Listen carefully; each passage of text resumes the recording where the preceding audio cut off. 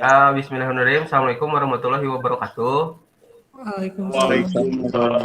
warahmatullahi wabarakatuh. Eh, Terima kasih pada anak-anak semua. Pada kesempatan kali ini kita bertemu lagi di pembelajaran produktif RPL. Sebelum dimulai, saya mungkin akan coba untuk mengabsen terlebih dahulu. Ahmad ada nggak Ahmad? Ahmad nggak ada ya? Izin, Pak. Oh, izin. Oke. Sebelum dimulai belajar, angka bagusnya kita berdoa dahulu agar kegiatan hari ini lebih barokah. Boleh, Lukman? Boleh pimpin doa terlebih dahulu, silakan. Boleh, Pak.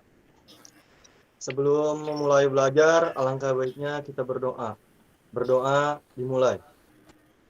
Alhamdulillah, mudah-mudahan dengan kita awali dengan doa bisa membuat pembelajaran hari ini lebih barokah, lebih bermanfaat buat kita nantinya. Amin. Saya mau, sebelum mulai pembelajaran, saya mau menampilkan sebuah video. Nanti tolong diperhatikan videonya, kemudian nanti coba disimpulkan. Yang lo harus tahu adalah ada rumus tentang motivasi yang berlaku untuk semua orang. Tindakan yang dilakukan atas motivasi untuk mendapatkan kebahagiaan itu selalu ngasih kepuasan yang lebih dibandingkan tindakan yang dilakukan atas motivasi menghindari penderitaan. Kalau lo gak semangat belajar, mungkin buat lo, belajar adalah menghindari penderitaan. Lo sendiri yang dengan sadar menempatkan belajar dalam kotak itu, dan memandang belajar adalah sesuatu yang melelahkan, membosankan, dan harus diselesaikan. Itulah kenapa lo gak bahagia melakukannya. Karena mungkin aja lo belajar untuk menghindari penderitaan, bukan untuk mendapatkan kebahagiaan. Oke, saya bakal coba minta, coba Jura tolong disimpulkan apa yang tadi Jura lihat di videonya. Oke, jadi kesimpulannya, belajar itu untuk mendapatkan kebahagiaan, bukan untuk pintar. Oke, saya tambahkan sedikit mungkin. Jadi dalam belajar itu terkadang orang-orang mungkin atau beberapa anak mengalami kesusahan atau mengalami masalah dalam pelajaran itu. Yang pertama, biasanya anak tersebut tidak menyukai pembelajarannya. Jadi di pikirannya itu dia udah mulai tidak suka, pokoknya tidak suka. Jadi sih ketika ilmu atau misalkan seseorang atau guru memberikan pemahaman ilmu kepada siswa tersebut, otomatis dia tidak akan pernah masuk karena si otak sudah bisa menolak, udah langsung menolak.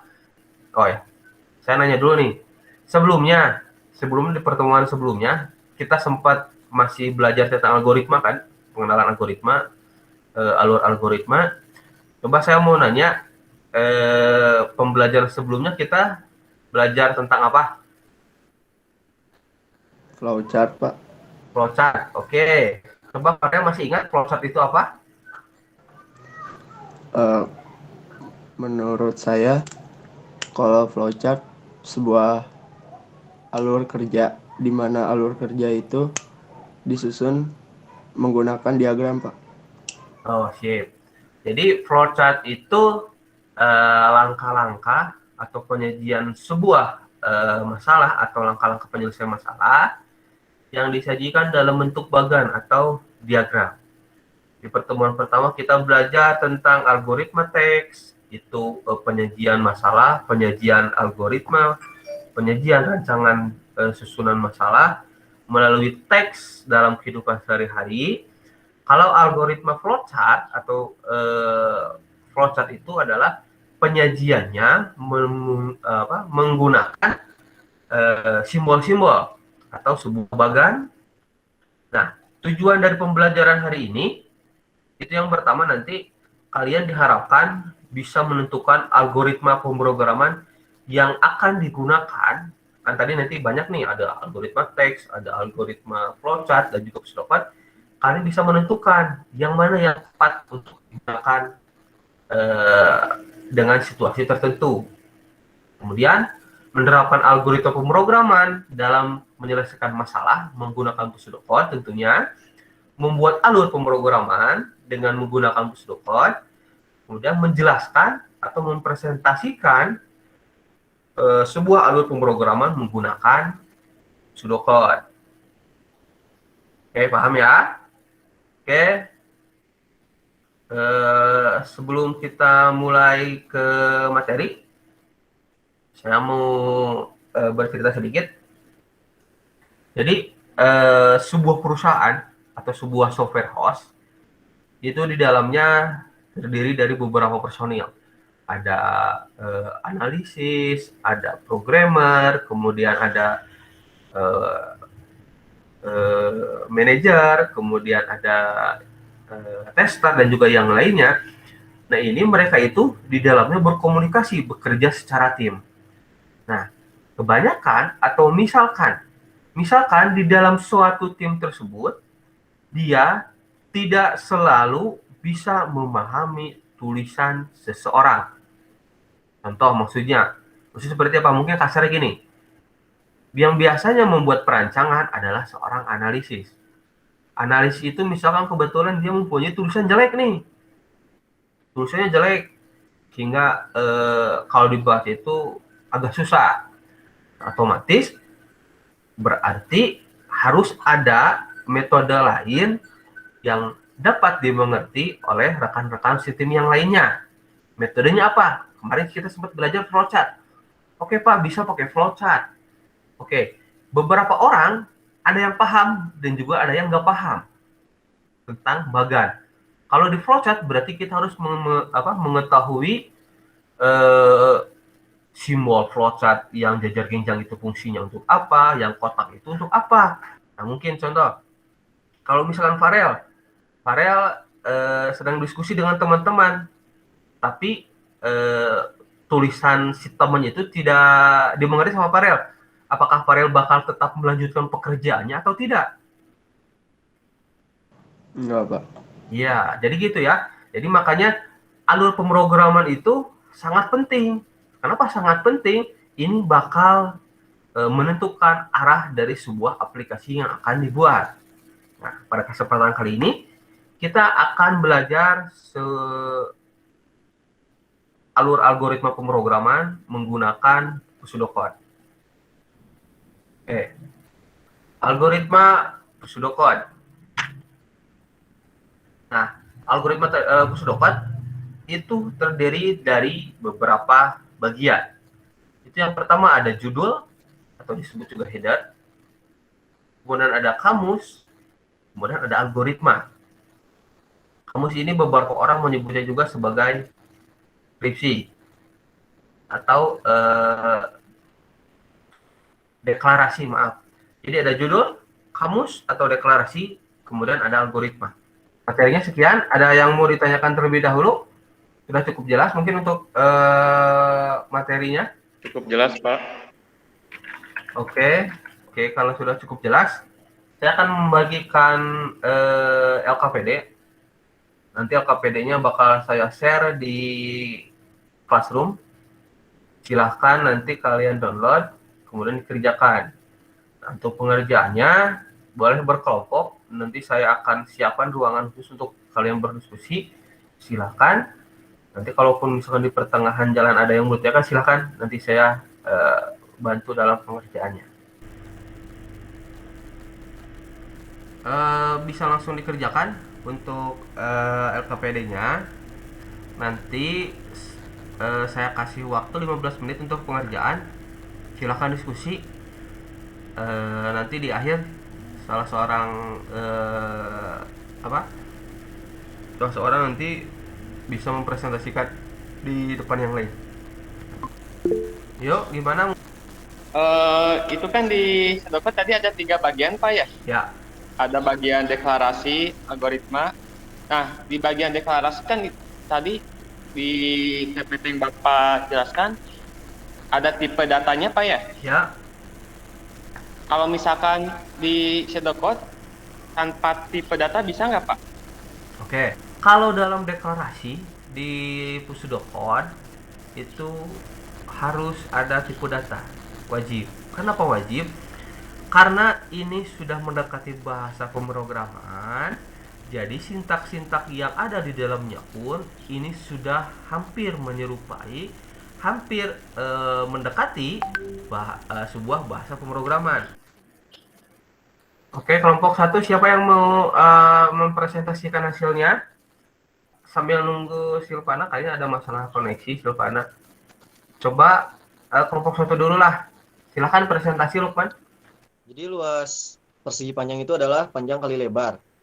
Nah, di sini kita membuat dua variabel yang bentuknya adalah integer. Di sini kita membuat dua variabel, yaitu panjang dan lebar. Dan kita juga membuat sebuah integer, yaitu luasnya. Nah, di sini masukkan panjang. Nah, di sini langsung masukkan variabelnya panjang, yaitu dengan angka 5 aja, masukkan datanya 5. Masukkan lebar, masukkan datanya 5 juga. Nah, di sini variabel luas sama dengan panjang kali lebar. Dan hasil yang dihasilkan di bawah itu luas persegi panjang adalah, luas yang tadi hasilnya adalah 5 kali 5 adalah 25, Pak. Oke, sip. Yang lain ada yang mau menanggapi?